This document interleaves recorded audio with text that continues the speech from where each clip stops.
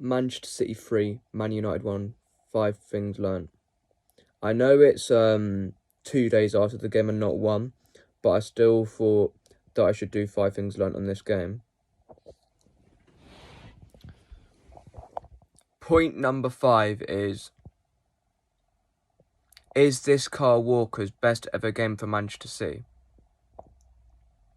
I know he's been poor all season, but I can't think of many performances that he's had that was better than the one that he had on Sunday against United. Rashford didn't have a sniff. I know Rashford scored, but there was nothing that Kyle Walker could have done about that. If you're blaming anyone on that goal, you blame Ruben Dias, not Kyle Walker. Because he was the one who actually played Fernandes on to lay it off to Rashford for the goal. Point number 4, sorry, because I've already done 5. Is that the worst team that City have played in the Premier League this season? I know some people might disagree with it because there'll be like United fans watching, but I don't think I've seen a Premier League team that we've played this season create so little and have so less possession. And even out of the teams we've played in the Champions League, I could only think of maybe young boys that came to the Etihad that were possibly worse than United in terms of like possession and chance creation.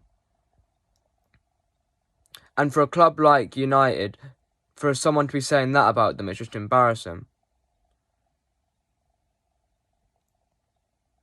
Because I know Bournemouth came in, lost 6-1 at the Etihad, but at least they had a go in and tried to come out. They didn't sit back in their own half, kicking the ball long up to Rashford the whole game.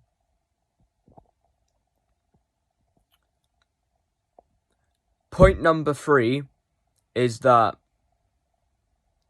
I feel like this is a season-changing result. I know I've said that about a couple of games this season, but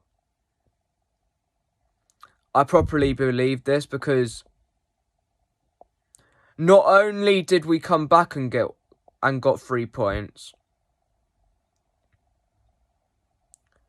the way we dominated them in that second half was the most that I've seen us dominate a team this season. I know we were dominant in the first half as well, but we were actually taking our chances in the second half. And we weren't trying to force it either.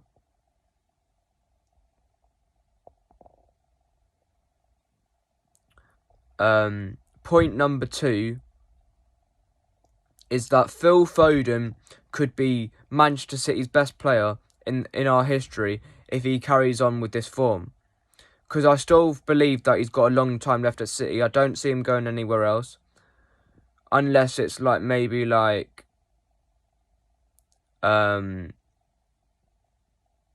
he gets forced out or something like that, which I can't see happening. I think he's going to be up there with one of our best players, if not our best player in history. Point number 2 is that Manchester is blue and has been since Sir Alex Ferguson left. Because we finished above them the last 10 years. And it's going to be 11 years this season. We win way more trophies than they do. We play by far better football than they do. We have more possession by far than what they do every single game.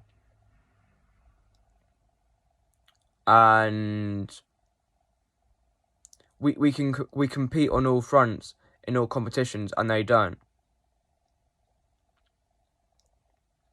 So anyone comes on and says Manchester is red, they're living in the past.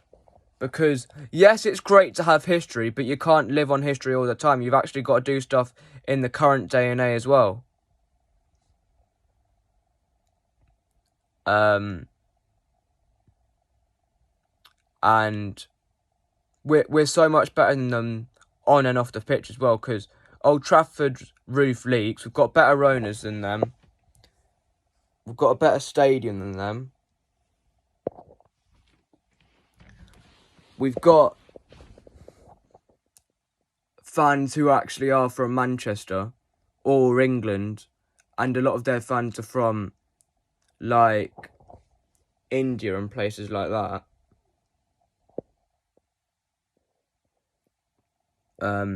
And point number one is that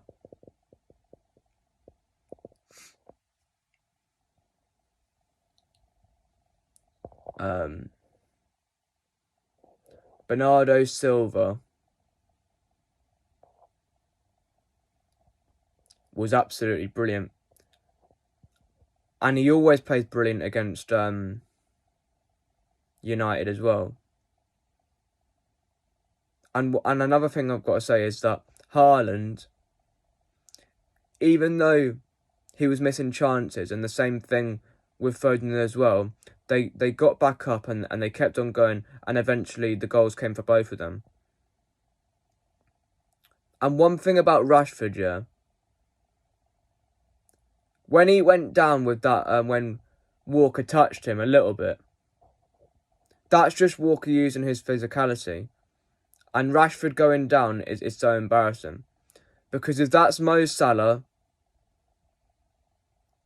or someone like that, like an actual world-class player, they get up and try and win the ball back, or at least press the player that got the ball off them, and try and make it difficult for them to actually find a pass or get up the pitch.